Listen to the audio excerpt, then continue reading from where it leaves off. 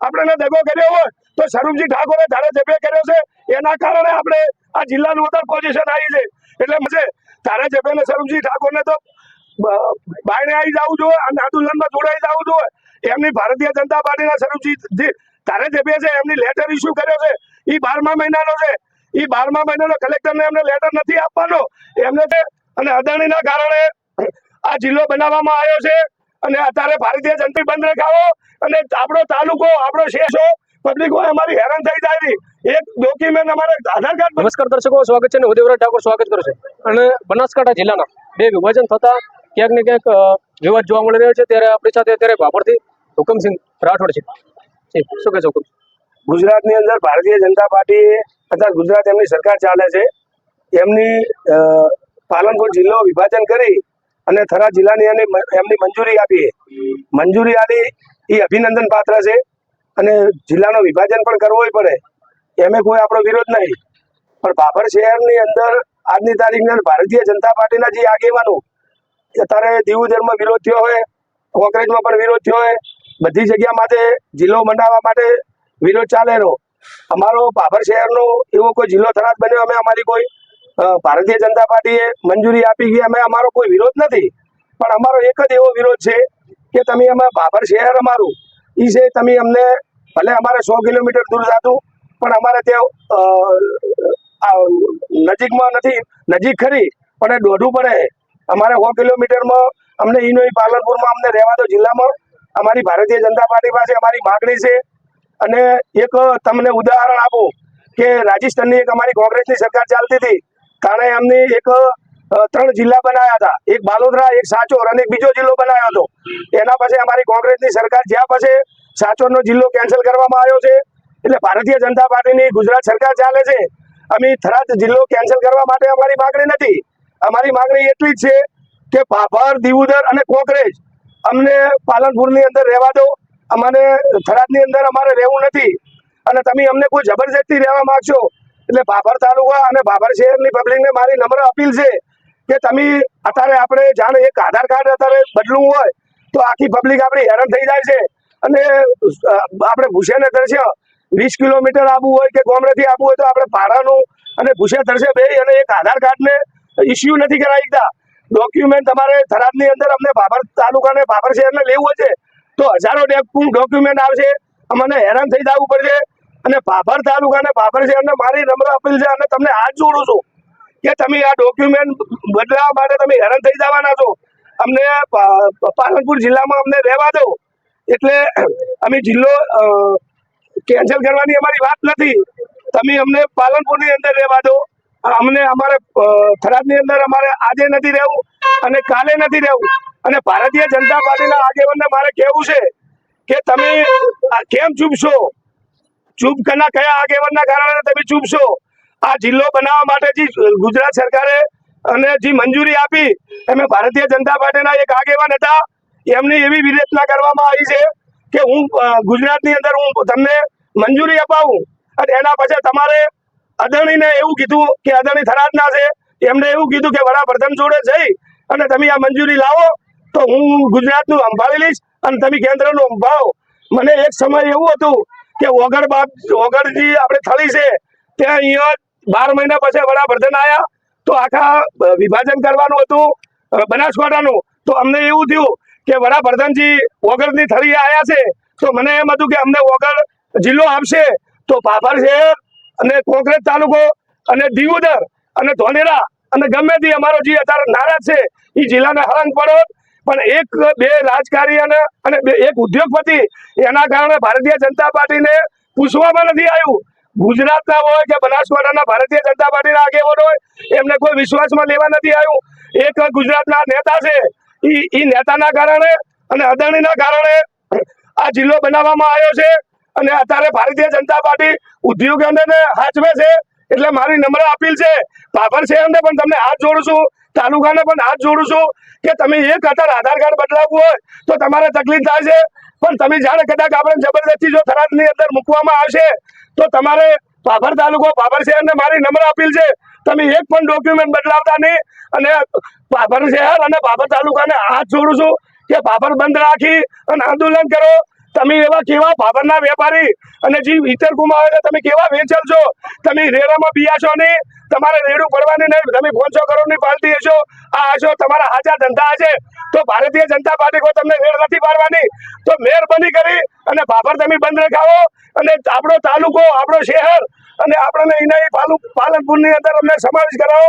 ભારતીય જનતા પાર્ટીની સરકારને મારી અપીલ છે, તમે ભાભર શહેર, ભાભર તાલુકાના જે આગેવાનો છો ભારતીય જનતા પાર્ટીના, તમે કેમ આટલા વેચલ છો? તમે બહાર આવો. ભાજપ અને કોંગ્રેસ એ કોઈ એવું ભેદભાવ રાખશો નહીં અને ભાભર બંધ રખાવો, ભાભર તાલુકો બંધ રખાવો. મારી નમ્ર અપીલ છે.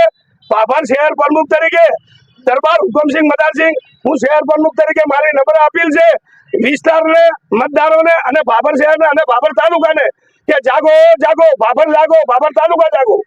શું કહેશો? થરાદ જિલ્લો જાહેર કરવામાં આવ્યો છે, એનાથી ભાભરના લોકોને કેવી રીતે આગળ પડશે? ભાભરની અંદર જો ભાભરને અંદર સમાવેશ કરવામાં આવશે ભાભર તાલુકાને, તો ભાભર તાલુકાને અત્યારે ખબર નહીં પડે. જાણે હોયથી આપણે થરાદ તાલુકો બનશે, જિલ્લો બનશે, પણ જિલ્લાનો બનવાનો પણ વિરોધ નથી અમને પાલનપુરમાં.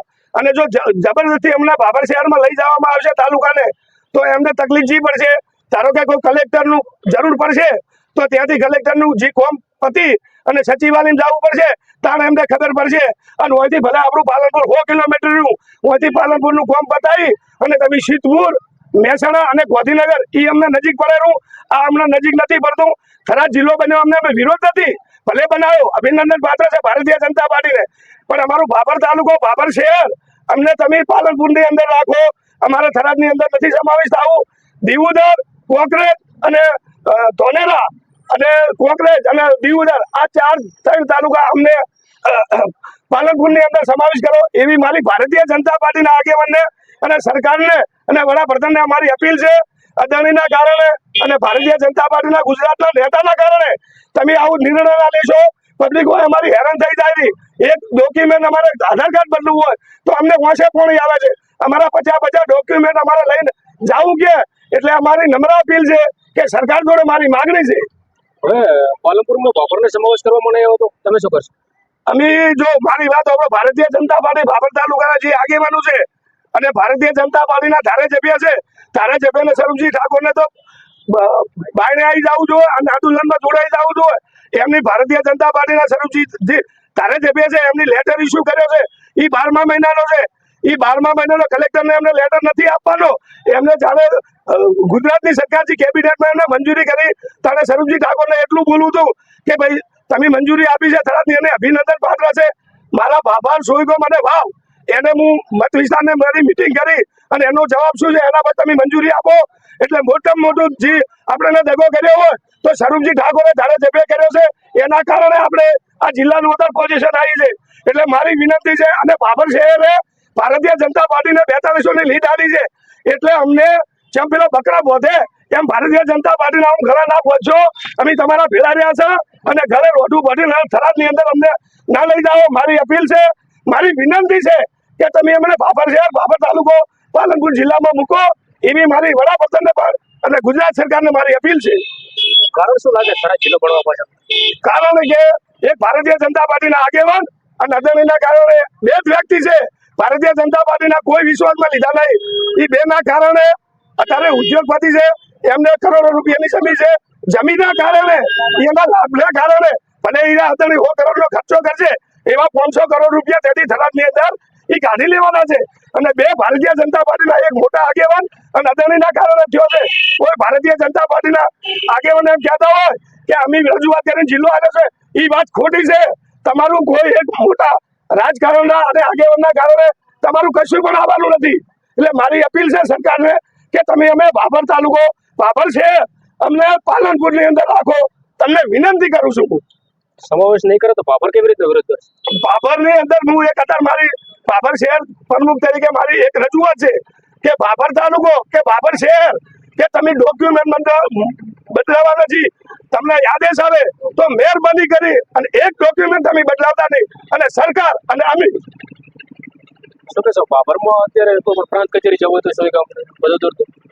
ભારતીય જનતા પાર્ટીના આગેવાનના કારણે અમારે નુકસાન થયું. તમને બતાવું, એક વ્યક્તિના કારણે અમને નુકસાન થયું છે. પેલું પ્રાંત ઓફિસ 3 થી 4 હજાર ની પબ્લિક સુઈ ગામ છે તો પ્રાંત ઓફિસજી છે અમને અન્યાય થયો છે તો અમને શું કીધું કે હશો ચલો 10 કરોડ રૂપિયાના ખર્ચે હું મામલતદાર જોડે ખાત મુહૂર્ત કર્યું છે 10 કરોડના ખર્ચે આરોગ્યો એટલે કોઈની પાસે દવાના પૈસા ના હોય આ ના હોય ફલાણું ના હોય તો એવી સુવિધા બનતી હતી એના બદલે મોટા નેતામાં હારી ગયા પછી આપણામાં દગો કર્યા પછી જે આરોગ્ય ખાતરી થરાદની અંદર લઈ ગયા છે એની પછી આપણે પટેલ બોર્ડિંગમાં જે અમારી નર્મદાની ઓફિસ હતી કોઈ નર્મદાનું કોઈ નાના મોટું ફોર્મ પડે તો પાછળ 40,000 ની પબ્લિક અમારે રાધનપુર જવું પડે છે એટલે અમને અન્યાય થવામાં આવ્યો છે અન્યાય થયા પછી અમારે પેલા બકરણ રોઢવું ભજન અમારે થરાદ નથી જવાનું અમારે બાબર છે બાબર તાલુકામાં અને પાલનપુર જિલ્લામાં રહેવાનું છે અમારે એ તો ચોક્કસથી હુકમસિંહ રાઠોડ જો બનાસકાંઠા જિલ્લાના વિભાજન બાદ અહીંયા ક્યાંક ને ક્યાંક વિવાદ જોવા મળી રહ્યો છે ત્યારે બનાસકાંઠા જિલ્લાના બાબરમાં પણ વિવાદ યથાવત છે કેમેરામેન શૈલેષ ઠાકોર સાથે દેવરાજ ઠાકોર નમસ્કાર મિત્રો, હું છું નિલેશ જોશી. નમસ્કાર મિત્રો, હું શૈલેષ ઠાકોર. વિડીયોને શેર કરો, વિડીયોને લાઈક કરો અને શેર પર નવા હોય તો ચેનલને સબસ્ક્રાઇબ કરો. વિડીયો પસંદ આવે તો વિડીયોને લાઈક કરો, વિડીયોને શેર કરો વધુથી વધુ અને અમારી ચેનલ પર નવા હોય તો ચેનલને સબસ્ક્રાઇબ કરો અને સાથે જ બાજુમાં આપેલ બેલના આઇકન પર ક્લિક કરવાનું ના ભૂલશો જેથી કરીને આવનાર નવા વિડીયોની માહિતી સૌથી પહેલા તમને મળે. ધન્યવાદ. વધુમાં વધુ શેર કરજો.